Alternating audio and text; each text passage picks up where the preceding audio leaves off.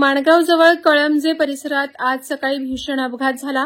मुंबई-गोवा महामार्गावर प्रवास करणाऱ्या एका शिवशाही बसला सीएनजी गॅस ट्रकने समोरासमोर धडक दिली। माणगावजवळील कळमजे परिसरात हा अपघात झाला असून या घटनेमुळे काही काळासाठी महामार्गावर तणावाचं वातावरण निर्माण झालं होतं। सुदैवाने या अपघातात कोणतीही जीवितहानी झाली नसली तरी 4 ते 5 प्रवासी जखमी झाल्याची प्राथमिक माहिती मिळत आहे। या अपघातामागचं मुख्य कारण दाट धुके असल्याची माहिती मिळते। पहाटेच्या वेळी महामार्गावर पसरलेल्या दाट धुक्यामुळे रस्त्याचा आणि समोरून येणाऱ्या वाहनाचा अंदाज घेणं चालकांना शक्य झालं नाही। एका क्षणात वेगवान शिवशाही बस आणि सीएनजी ट्रकमध्ये समोरासमोर जोरदार धडक झाली।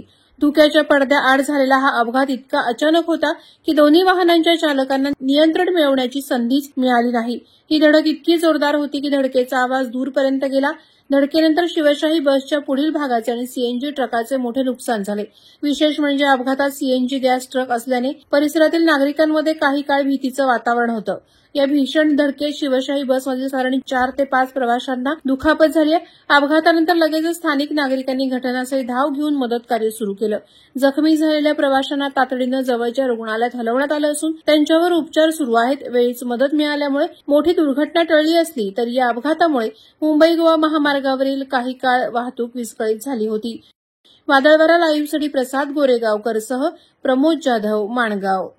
नवी मुंबई व रायगड जिल्ह्यातील ताज्या बातम्या आणि घडामोडींसाठी सबस्क्राईब करा वादळवारा लाईव्ह चॅनल आणि दाबा बेल आयकॉन।